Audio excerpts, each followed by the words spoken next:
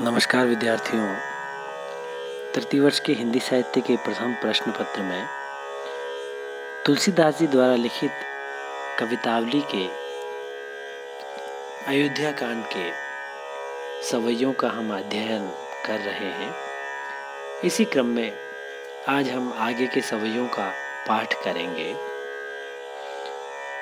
हमने देखा कि राम लखन जानकी के वनवास के मार्ग के दौरान उन्हें ग्राम वधुएं मिलती हैं और वे ग्राम वधुएं आपस में उनके बारे में क्या विचार रखती हैं, बातें करती हैं। उनके संवाद से तुलसीदास जी उनके राम लखन जानकी के जो सौंदर्य का चित्र हमारे सामने प्रस्तुत करते हैं, वो हमने पहले देखा।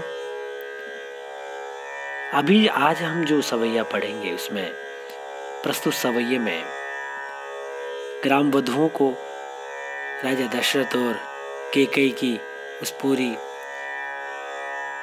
वनवास की कहानी का पता चलता है। तब वे आपस में बातें करती हैं।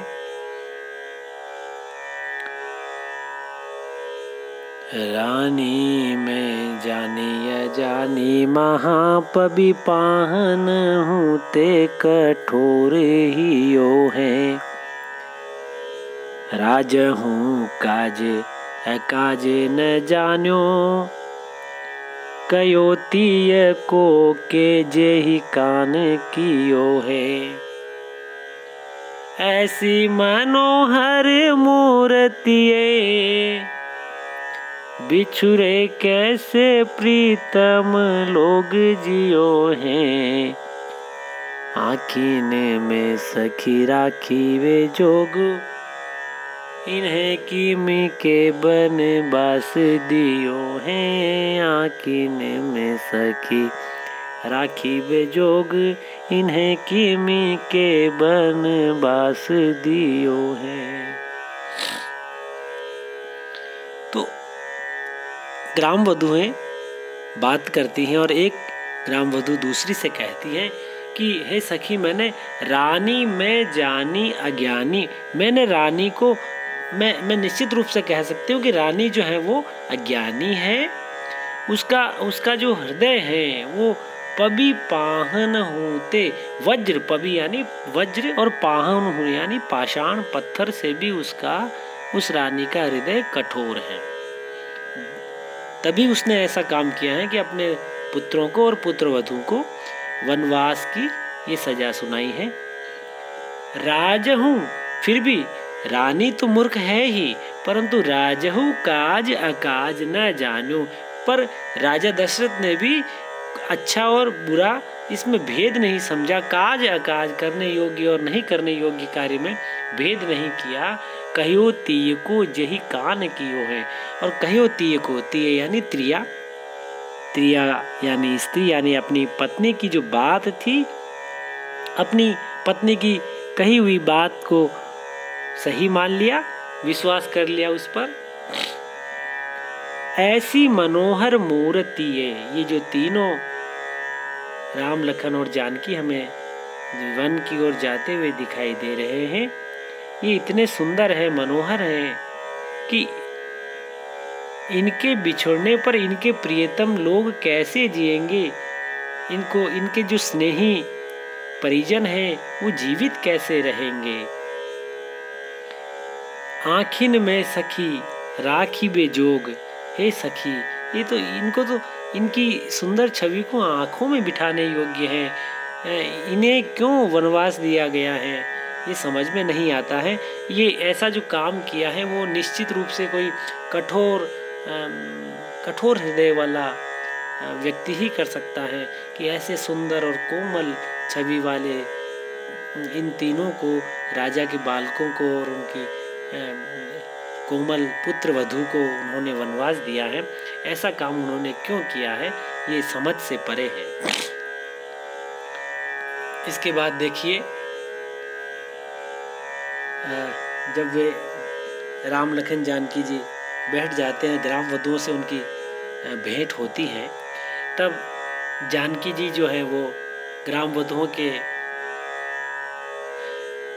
साथ वार्तालाप करती हैं, संवाद करती हैं। ग्राम वधुएं उनसे किस प्रकार बातचीत करती हैं और राम और लखन के बारे में वो जानना चाहती हैं कि ये कौन है और तुम्हारे क्या लगते हैं, किस प्रकार उनकी बातचीत होती है। देखिए इस सवैये में।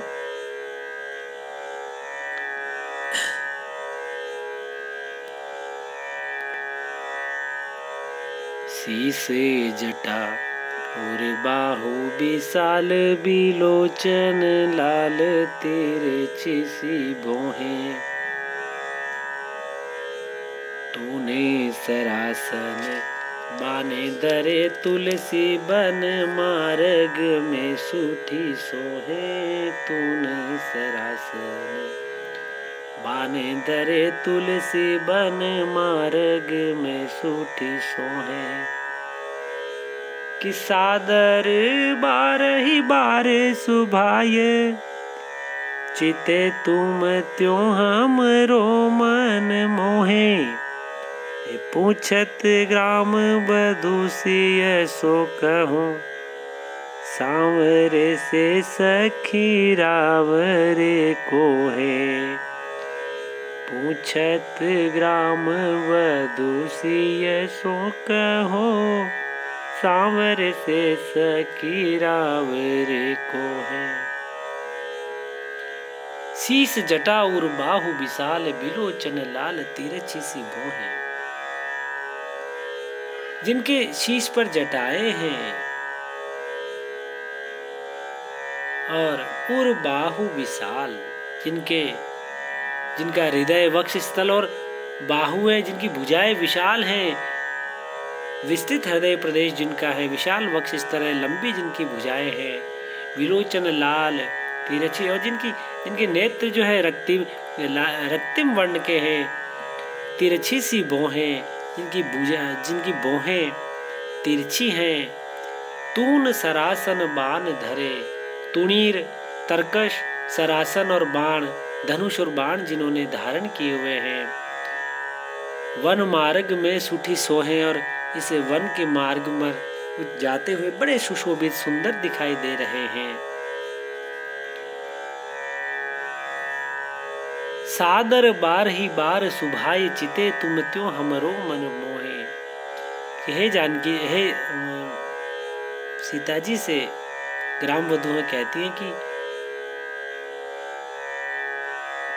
हे चंद्रमुखी, आप ये बताएं कि सादर बार ही बार सुभाए चिते, कि वे बार बार आदर सहित स्वभाव से तुम्हारी ओर देख रहे हैं। जिस प्रकार तुम्हारा मन मोह रहे हैं, वे उसी प्रकार हमारा भी मन मोह रहे हैं। पूछत ग्राम वधू सिय सो, ग्राम वधुएं सिया जी से कहती हैं कि हे सखी, वे जो सांवले से हैं, वे आपके कौन हैं, वे आपके क्या लगते हैं। तो इसी क्रम में आगे की सवैये में सीता जी ग्राम वधुओं से जब बातें करती हैं और उनकी ये ग्राम वधुएं उनकी इस वार्तालाप से अपनी चतुरता और चतुराई और सयानेपन का परिचय देती हैं, तो सीता जी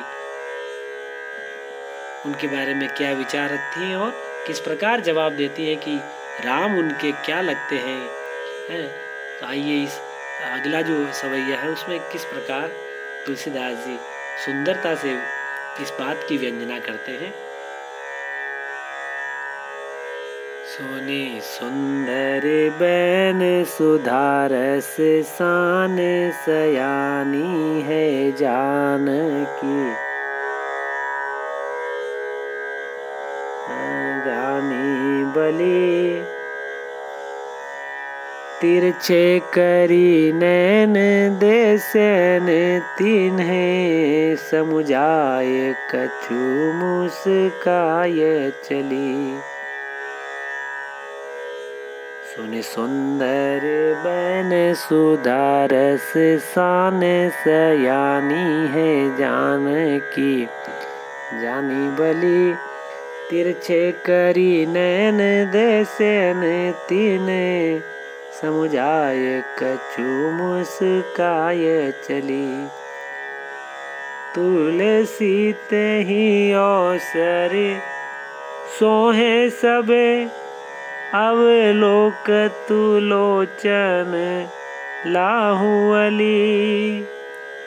अनुराग तड़ाग में बानु दे, बिगसी मनु मंजुल कंज कली।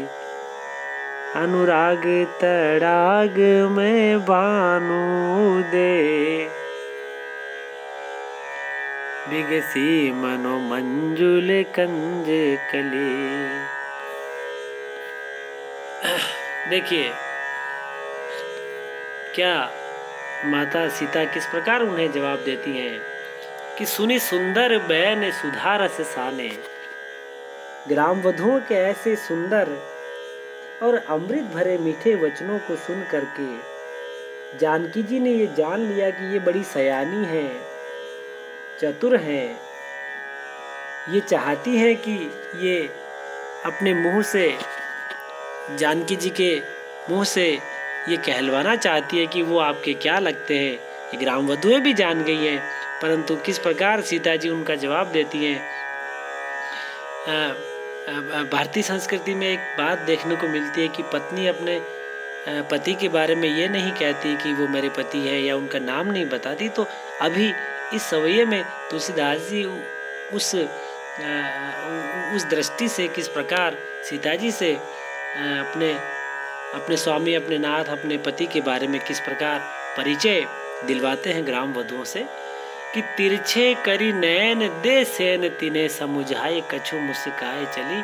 तो सीता जी ने अपने नेत्रों को थोड़ा सा तिरछा किया और एक थोड़ा सा इशारा, दे सेन तिन्हें, उनको इशारा किया, नेत्रों को तिरछा करके एक इशारा किया और थोड़ी सी मुस्कुरा दी। तो इस प्रकार मुस्कुराने से, तिरछे नैन करके उनकी ओर देखने से, मुस्कुराने से उन्होंने ये परिचय दिया कि ये मेरे पति हैं। तुलसी तही अवसर सो है सबे अवलोकती लोचन लाहुअली।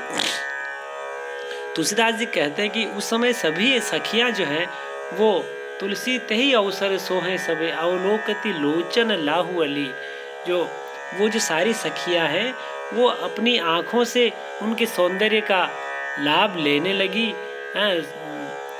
अनुराग तड़ाग में भानु उदय, बिगसी मनो मंजुल कंज कली। अनुराग तड़ाग, प्रेम रूपी तालाब में भानु उदय, सूर्य का उदय होता है, तो विकसी मनो मंजुल कंज कली। जिस प्रकार भानु के उदय पर प्रेम रूपी तालाब में जो कमल की जो कलियां हैं, वो सुंदर कमल की कलियां खिलने लगी। तो यहाँ पर रूपक अलंकार हमें देखने को मिलता है और उत्प्रेक्षा भी हमें देखने को मिलता है। अनुराग तड़ाग में, प्रेम रूपी तालाब में, और मनो, मानो, जानो, मानो जहाँ आएगा वहाँ उत्प्रेक्षा अलंकार हमें दिखाई देता है। ब्रजभाषा का यहाँ पर सुंदर प्रयोग होता है और बहुत ही सुंदर तरीके से यहाँ पर इसकी व्यंजना यहाँ पर करते हैं कि किस प्रकार सीता जी अपने स्वामी का परिचय देती हैं। आपने सुना, उसके लिए धन्यवाद।